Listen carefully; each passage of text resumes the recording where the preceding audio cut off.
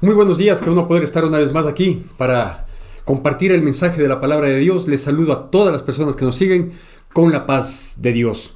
Quiero en esta mañana compartirle algo que es de mucha importancia y trascendencia en nuestras vidas y que tiene que ver con aquellas decisiones que nosotros tomamos. Muchas veces nuestras decisiones son no solo nacidas, impulsadas, sino también presionadas por la condición anímica, la condición emocional que nos rige en ese momento. Y yo suelo decir que todas las decisiones tomadas emocional y de manera especial sentimentalmente terminan siendo equivocadas. Aún aquellas que tengan un argumento que respalda algún pensamiento o alguna perspectiva que humanamente nosotros la avisoramos y creemos que es la decisión correcta. Sabe que en la vida uno aprende, y más aún cuando ha tenido el privilegio de conocer a Dios, aprende que uno tiene que aprender a depender de Dios. Uno enseguida se da cuenta de la necesidad de que cada uno de nuestros actos, cada una de nuestras decisiones, cada uno de los pasos que vamos dando, tienen que estar acogidos a la voluntad de Dios. Y para eso quiero ilustrarle con una historia que voy a partir del punto de algo que todos conocemos, la famosa historia de David frente a Goliat, ¿no es cierto? Todos conocemos esa historia, no me voy a detener ahí.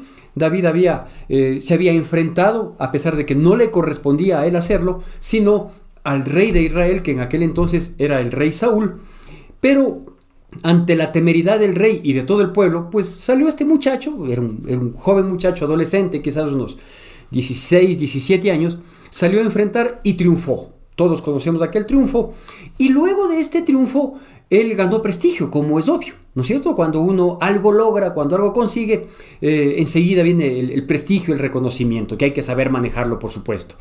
Y en ese sentido, él halló mucha gracia delante del pueblo, del pueblo de Israel. Y esta aceptación, este reconocimiento que el pueblo de Israel le dio a David por aquel triunfo, generó a su vez en el rey Saúl una envidia, ¿sí? Una situación que de ahí en adelante, en vez de ser agradecido por haber dado el triunfo frente a los filisteos, y etcétera, etcétera, sí, más bien generó un deseo malsano en Saúl de tratar de eliminarlo. Todo comenzó a ver con malos ojos, porque así es la envidia, ¿no es cierto?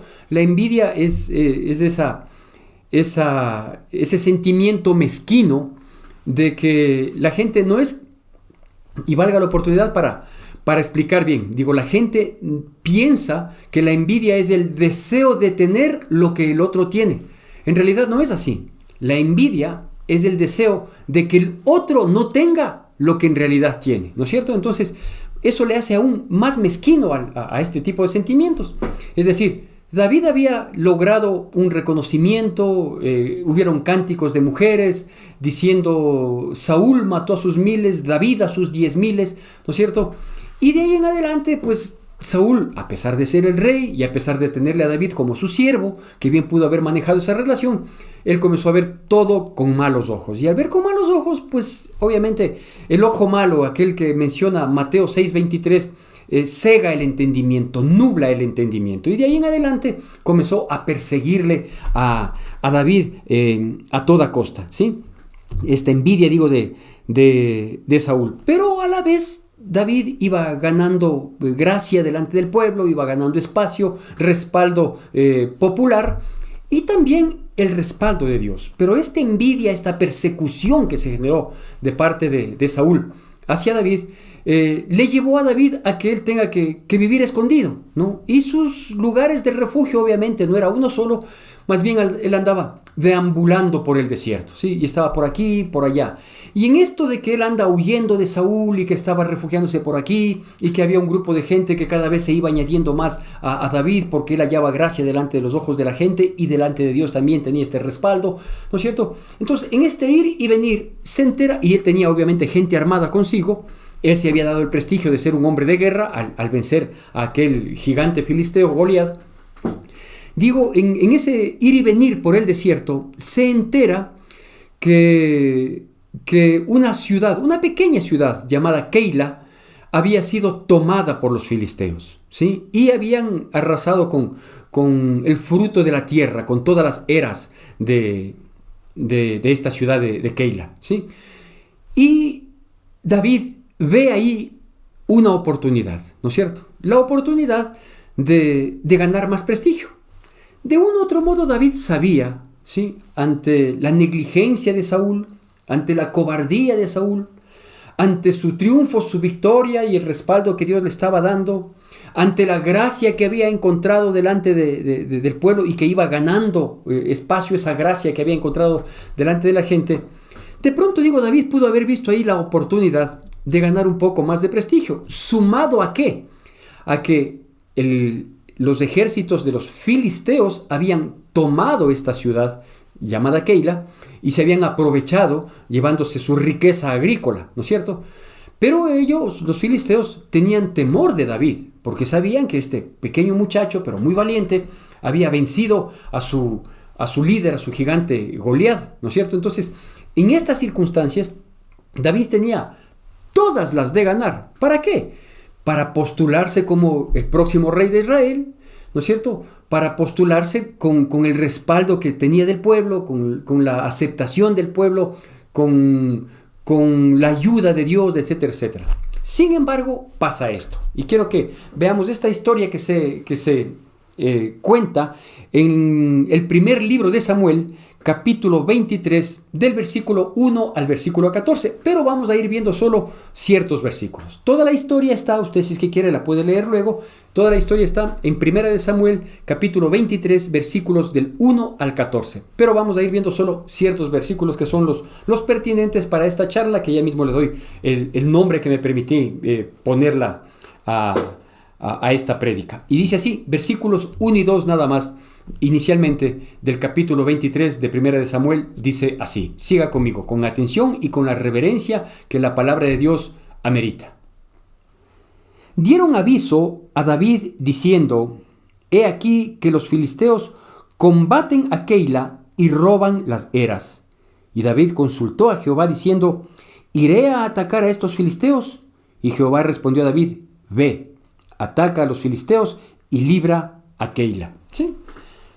Como le digo, David podía haber visto una gran oportunidad al defender a esta ciudad y al defender la riqueza agrícola de esta ciudad que había sido aprovechada, que había sido atacada, que había sido asaltada por los filisteos.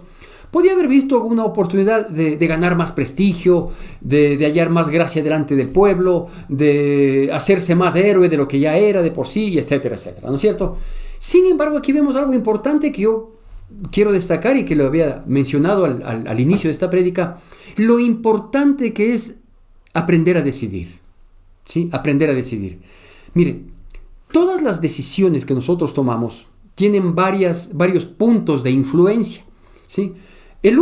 Un punto grande de influencia es la necesidad que nosotros tenemos y que nos impulsa a tomar tal o cual decisión, ¿no es cierto? Entonces, por un lado, hay esa influencia interna, digamos, ¿sí? Es la necesidad o a veces es un anhelo, es un deseo, ¿no es cierto? Que yo quiero hacer tal cosa y siento y toda mi mente se llena de ese deseo, de ese anhelo, de esa necesidad. Entonces, es una fuerte influencia este primer punto que nosotros tenemos para tomar una decisión.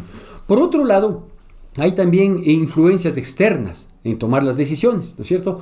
Y una de estas influencias externas es lo que dirán o la imagen que yo quiero proyectar a las otras personas. Entonces, si yo tomo esta decisión, esto van a pensar las personas de mí, esta imagen yo voy a proyectar, esto puedo ganar, esto me va a favorecer, etcétera, etcétera, ¿no es cierto? Y una tercera influencia, por así decirlo, en las decisiones, no son las únicas tres, solo quiero destacar estas, ¿sí? Es lo que yo puedo ganar al tomar esta decisión, ¿no es cierto?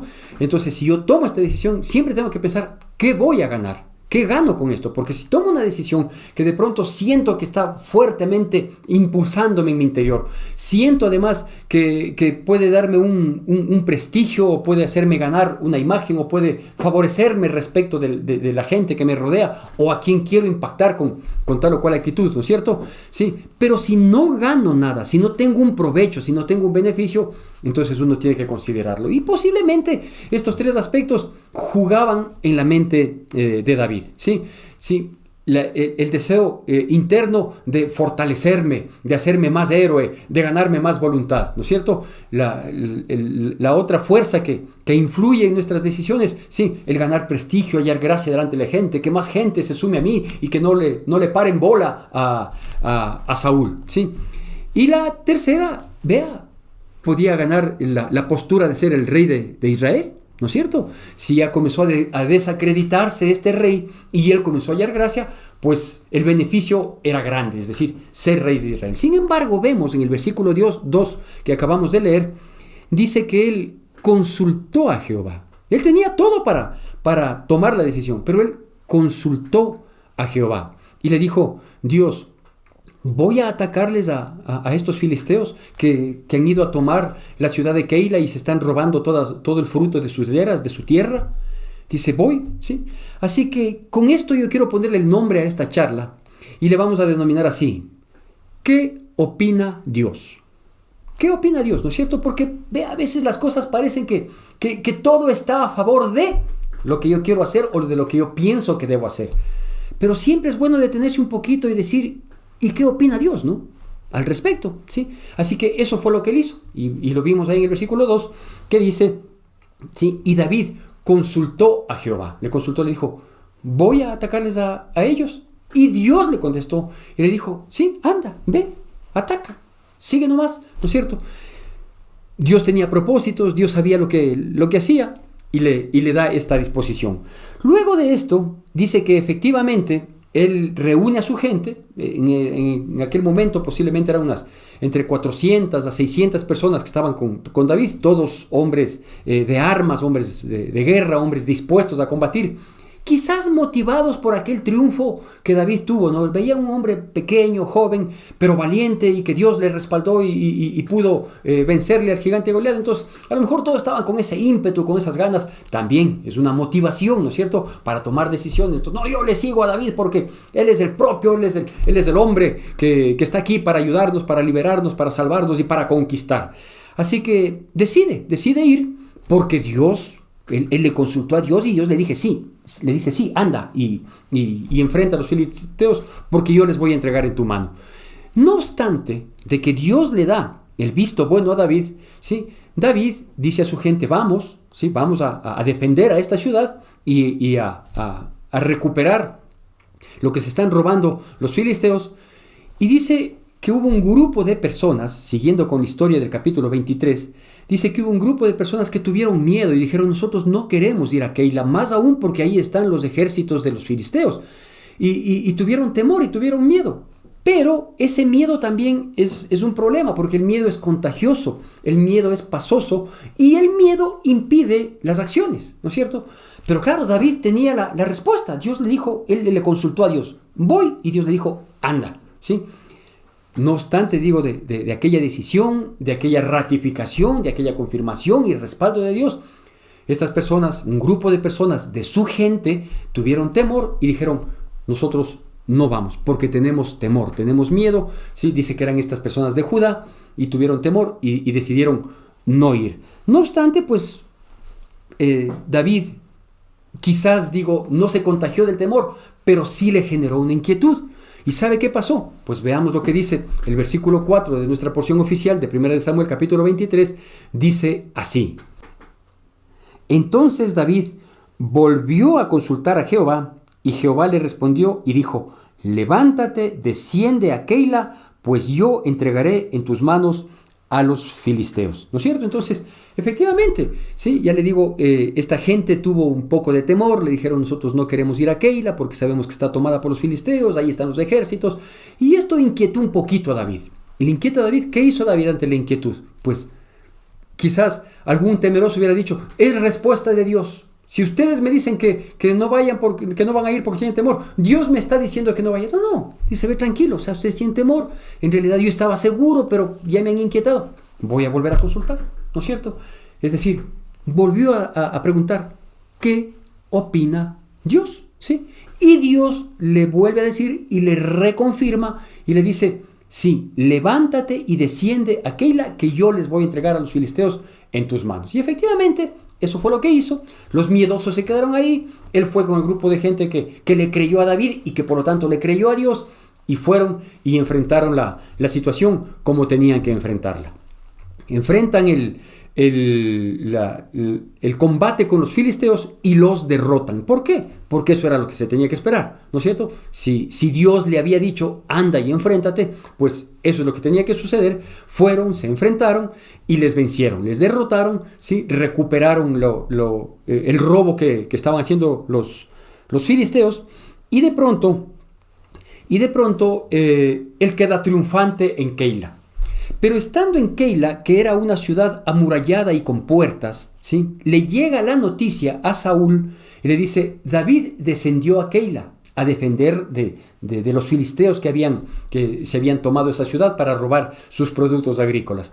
Entonces Saúl dice, esta es mi oportunidad, ya que Keila es una ciudad que tiene puertas y está amurallada, ¿sí? Entonces yo voy y le cojo ahí, fresquito, ¿no es cierto? Justo encerrado él con su gente, los miedosos habían mermado el número de hombres de David.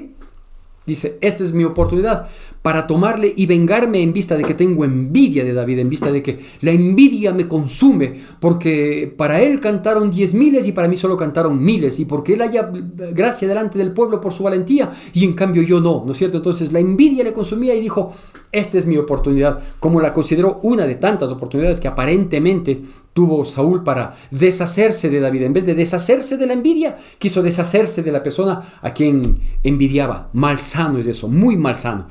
Así que decide bajar, pero le llega la noticia a David de que efectivamente Saúl se enteró que él está ahí y que es posible que le tome y que se aproveche y que le coja encerrado y le caiga con un ejército más fuerte del pueblo de Israel, etcétera, etcétera, ¿no es cierto? ¿Qué hace David? Pues lo que hay que hacer, vuelve a consultar a Dios. Y veamos estos versículos desde el versículo 10 al versículo 12 de nuestra porción oficial. Cada vez que vamos a leer la palabra de Dios tenemos que hacerlo con atención y con reverencia. Y dice así, 1 de Samuel, capítulo 23, versículos del 10 al 12, la palabra de Dios dice así. Y dijo David, Jehová, Dios de Israel, tu siervo tiene entendido que Saúl trata de venir contra Keila a destruir la ciudad por causa mía. ¿Me entregarán los vecinos de Keila en sus manos? ¿Descenderá Saúl como ha oído tu siervo? Jehová, Dios de Israel, te ruego que lo declares a tu siervo. Y Jehová dijo, sí, descenderá. Dijo luego David, ¿me entregarán los vecinos de Keila a mí y a mis hombres en manos de Saúl? Y Jehová respondió, os entregarán. ¿No es cierto? Entonces, mire cómo se maneja una vida con buenas decisiones, ¿no es cierto? Se maneja no solo guiándose por el intelecto, no solo guiándose por los argumentos, por el análisis que uno puede hacer, porque hay que hacer todo eso, sino que después de tener los argumentos, el análisis, etcétera, etcétera, ver el grado de influencia que tenga uno, tanto interno como externamente, sí, pues hay que preguntar a Dios, ¿no es cierto? Entonces, él pregunta, dice, ¿será que, le pregunta a Dios, le dice, Jehová, Saúl viene en contra de tu siervo, que soy yo, ¿sí? Dice, ¿será que él va a descender acá? ¿Será que los vecinos de Keila, malagradecidos, ¿por qué? Porque les había defendido, pues. Él fue y sacó a los filisteos de ahí, ¿no es cierto? Dice, ¿será que los vecinos de Keila, a pesar de todo el favor que yo les acabo de hacer con mis hombres, de librarles del asalto que estaban sufriendo por parte de los filisteos, me entregarán en las manos de Saúl? Y Dios le responde a las dos preguntas, le dice, sí va a descender Saúl y sí los vecinos te van a entregar. Así que, huye, no te quedes aquí, ¿no es cierto? Entonces él sale de esta ciudad que digo era amurallada y tenía puertas, en donde podía haberle cogido encerrado ahí Saúl, sale y se va para el desierto. Y dice que él fue para el desierto. Yo quiero hacer notar aquí 3 aspectos, ¿sí? Dice que él salió al desierto. Segundo, versículo 14 le estoy hablando. Dice que él fue a habitar en lugares fuertes. Y lo tercero que dice ahí es que Dios no permitió que David sea entregado en manos de Saúl. ¿No es cierto?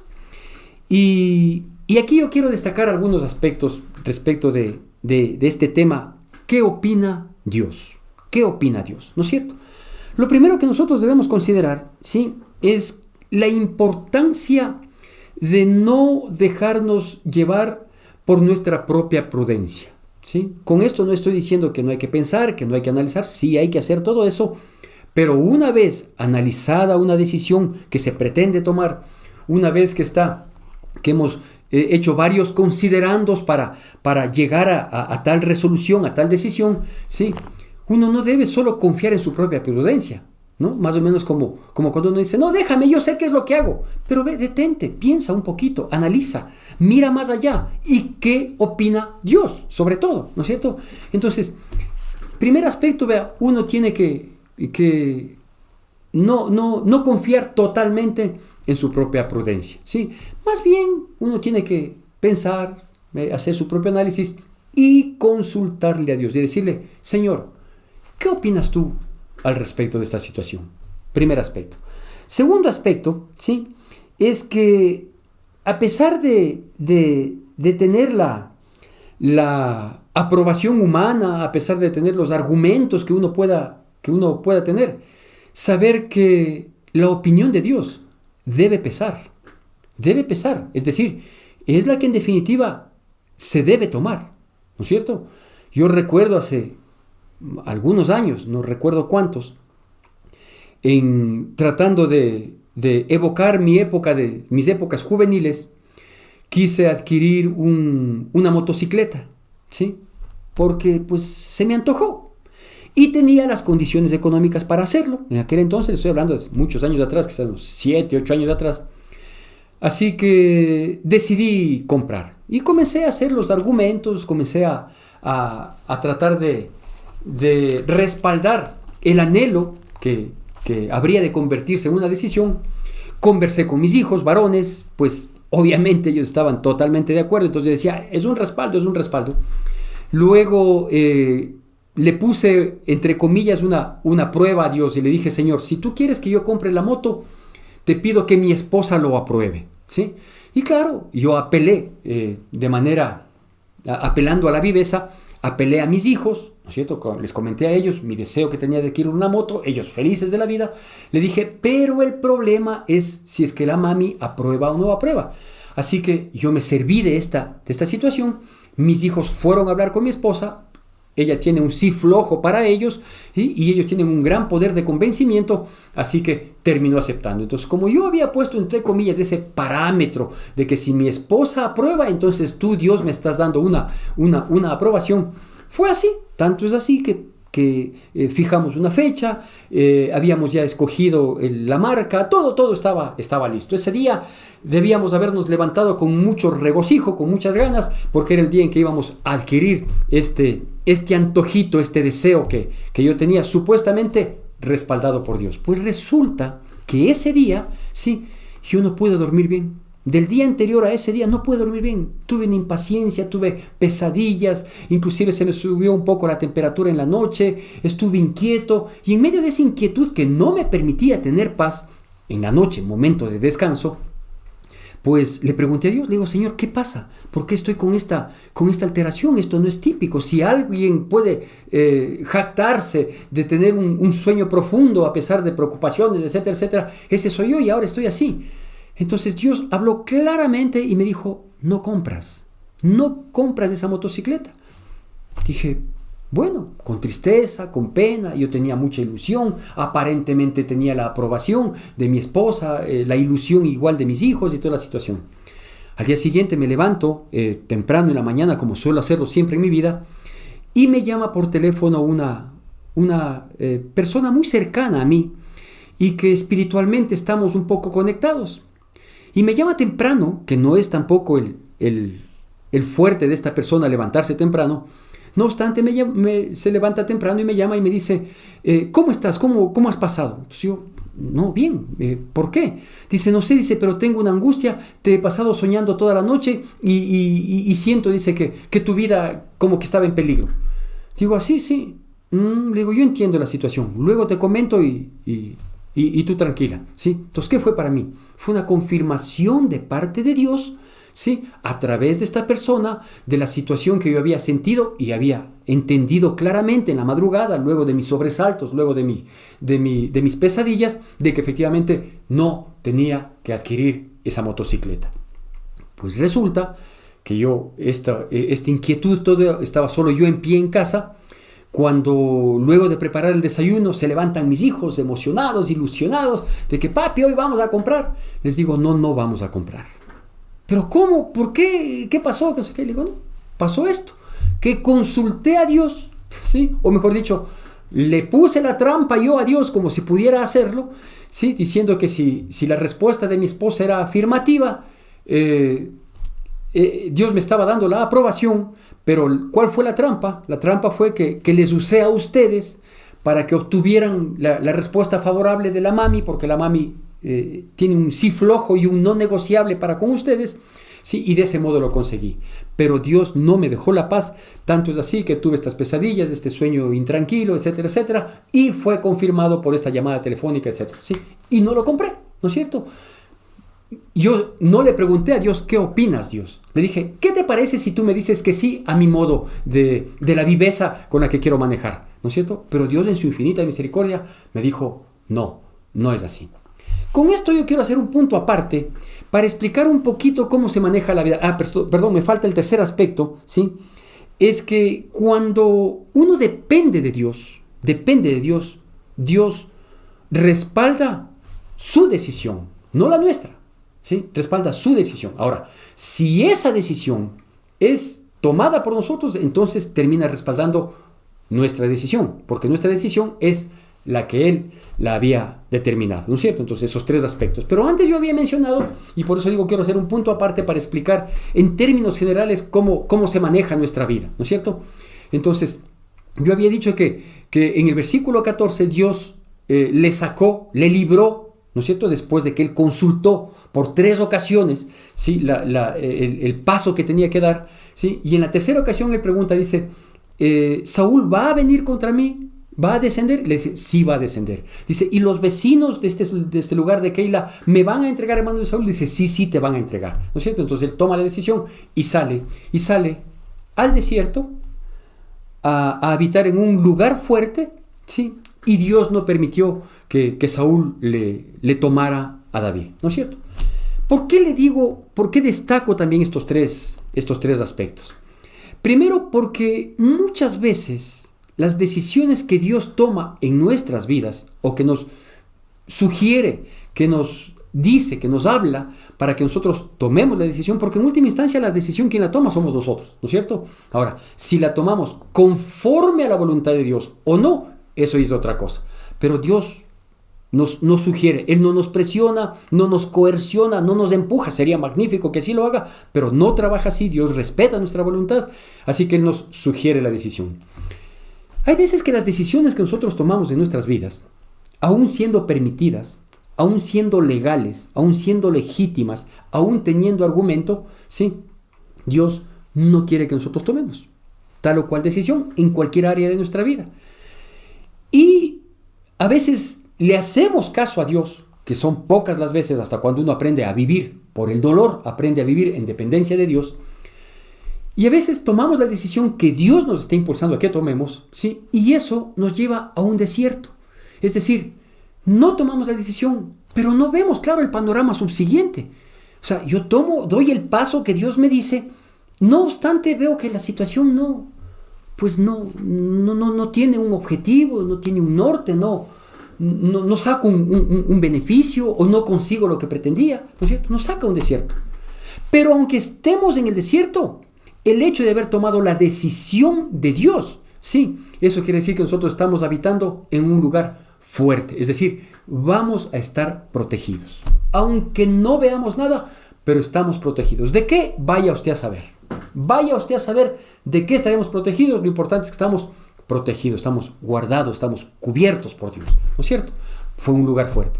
Y obviamente, ¿sí?, Dios no permitirá que las cosas malas que pudieran pasarnos por tomar tal o cual decisión, ¿sí?, Dios no permitirá que eso suceda en nuestras vidas. No nos va a llegar ningún mal.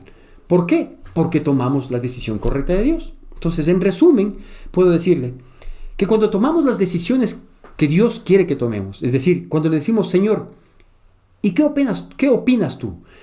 Y si nos dejamos llevar y cumplimos la opinión de Dios, la sugerencia de Dios, sí, hasta es posible que entremos en un desierto, es decir, tomé la decisión y no sé a dónde voy, no importa. Porque aunque estemos en un desierto, aunque no tengamos claro el panorama y el entendimiento, sí, vamos a estar en un lugar fuerte. ¿Por qué? Porque vamos a estar en la voluntad de Dios, ¿no es cierto? Y en la voluntad de Dios, pues hay protección, hay respaldo, hay cuidado, ¿no es cierto? Dios nos guarda. Y lo tercero que va a suceder es que, como tomamos la decisión de Dios, ¿sí?, las cosas malas que nosotros pudiéramos pensar que nos puedan pasar, por no haber tomado la decisión que yo pensé, que yo analicé, eso no va a suceder, ¿no es cierto? Es decir, no nos va a llegar el mal. ¿Por qué? Porque Dios respalda su decisión. Y en este sentido, yo quiero comentarle algo. Todos sabemos la época que hemos vivido, ¿sí?, y que la seguimos viviendo en gran parte, de esta pandemia que nos confinó en primera instancia a un confinamiento de pocas horas de movilidad. Apenas era desde las 5 de la mañana hasta las 2 de la tarde en primera instancia. Luego el semáforo que estaba en rojo cambió a amarillo, y este semáforo amarillo nos amplió un poco en gran parte del país. El tiempo de movilidad, el toque de queda comenzaba a las 9 de la noche, creo que a las 7 de la noche hasta las 5 de la mañana, y algunas restricciones que habían se fueron levantando, comenzó nuevamente a manejarse el comercio, etcétera, etcétera, con el propósito obvio, lógico, bien argumentado, de que no se podía seguir viviendo más tiempo encerrados y sin ser productivos, ¿no es cierto? O sea, se corría el riesgo de que o se muere por el virus o se muere por enfermedades no atendidas, porque los hospitales, el sistema de salud estuvo saturado y no atendía otra cosa que no sea el COVID y todas las otras enfermedades. ¿Qué? ¿No es cierto? Entonces, o se moría por el COVID, o se moría por otra enfermedad, o se moría de hambre, ¿sí? Entonces, frente a esas situaciones, obviamente los organismos pertinentes, el COE, el gobierno, etcétera, etcétera, los COEs cantonales, en fin, todas las personas que de una u otra manera tienen la atribución de tomar decisiones al respecto, comenzaron a involucrar nuevamente a las distintas instituciones al trabajo normal, digamos, o como lo han denominado, a la nueva normalidad. Hay una expectativa por parte de las instituciones y por parte de las actividades que todavía no se han reincorporado, como por ejemplo la iglesia, ¿sí? La iglesia, yo sé que hay algunas en algunos lugares, claro, los lugares y las decisiones e instrucciones sobre cada lugar también depende del semáforo que tengan y de las decisiones que tomen sus respectivos COEs cantonales, ¿no es cierto? He conversado con algunos pastores, he conversado con pastores de mi mismo ministerio, hemos orado, etcétera, etcétera. Y mucha gente, al igual que yo, con avidez de volver a la iglesia, de volver a congregarnos y con todo lo que esto implica, que no es solo el ambiente bonito de estar reunidos en la familia de la fe y tener nuestra alabanza y compartir todo lo que compartíamos, etcétera, etcétera. Mucha gente me ha dicho, ¿no, pastor? Y el domingo 13, o sea, hoy, ¿sí? Dice, el domingo 13 ya hay iglesia. De hecho, algunas personas han venido en la mañana, ¿sí?, a espiar, a preguntar si es que hay, no hay. Ya pensamos que iba a estar abierto y vinimos con nuestro tapabocas y bien lavados las manos y estamos dispuestos a que nos desinfecten y esperamos que dentro de la iglesia el distanciamiento. Ya.